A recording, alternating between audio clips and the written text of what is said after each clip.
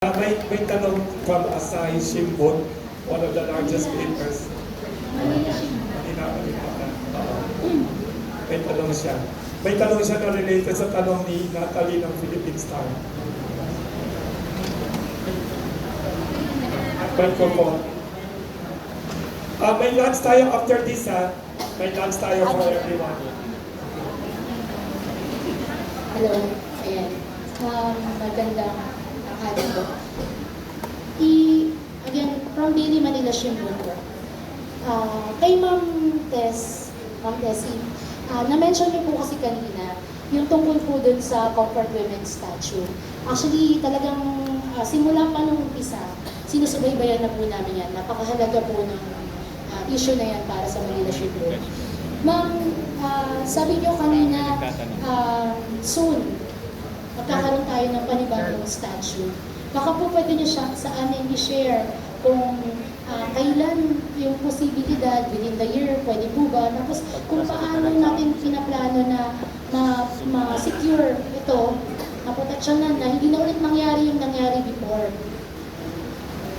May abot din sa part 2 ng tanong niya, pareho. Sabi niya, Ms. Natalie Tomada, Philippine Star editor and columnist, sabi niya, wala na talaga bang natirang comfort with a historical statue, historical marker or statue commemorating the comfort women history, Ms. Natalie Tomada of Philippine Star? Wala na, no? Kahit na yung isang nag-iisa na kapareho nung sa Korea, supported by the Koreans na nandun sa Laguna, pinatanggal din. Private yun, ha? It's a private property. place, a private property, tinanggal nila. Imagine, Baclaran Church, di ba? Church yan. Ang ganda na. If you are in Baclaran, pumunta kayo sa mural on the peace mural, andoon pa ang ganda-ganda ng pedestal with the marker nandoon, pero walang statue, syempre, kasi nawala nga, no? We were thinking of raising funds to make, siguro muna, smaller ones na ikakalat natin sa mga schools. Every time meron ka tayong forum, ano? Natigil lang yan because of the pandemic. Kasi 2019 namin i-reinstall sana yung statue sa Baclaran. Tapos nawala.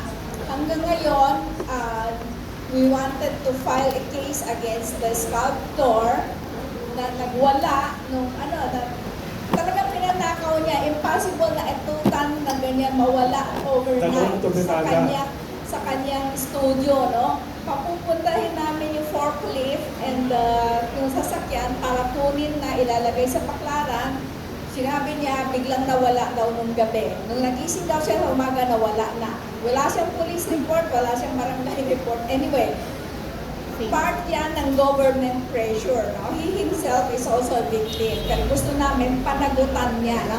We're calling the National Historical Commission. Itigil ninyo pagbibigay ng mga komisyon sa sculptor na yan. No? Kasi nahahalata namin na because of favors that you are giving, niwala niya yung statwa.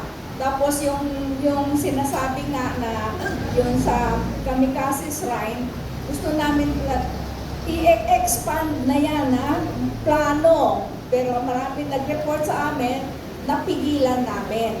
And then the last is the Bahay na Pula. Yung nangyari dun sa rape sa Malaya Lola, no? Yung Bahay na Pula, i-tear down na lahat sila Malaya Lolas at the center law, napigilan din nila yan, no? Demolish sa doon sa Mapaniki, sa Mabalacat, Pampanga, no? Property daw nila Ilusodo yan. Pero wala na parang elite na ng gobyerno or what, but i-demolish sana. Maraming kwento na ibibigay daw kung saan, pero hopefully nandyan pa, no? Kasi we were able to stop it, hindi namin alam, hindi pa namin nabibisita ulit kung nandyan pa, no? Pero marami, doon sa Bilibid prison, sa Muntinlupa, meron sila ng mga Japanese doon sa mga Japanese soldiers nila, na kaya tayo nakakahiya na papayagan natin sila, tapos tayo naman tatanggalin natin yung nag-iisa lang. That is the one and only. Hopefully, moving forward, maka-raise kami ng enough funds to build another statue. And this time, talagang pressure na talaga. We will ask both Congress and Senate to endorse the CEDAW resolution. Kasama dyan ang provision na pwede kang gumawa, kailangan mong gumawa ng shrine and memorial, mga memorials for the comfort women. Thank you. Thank you, Ms. Tessie Ansi.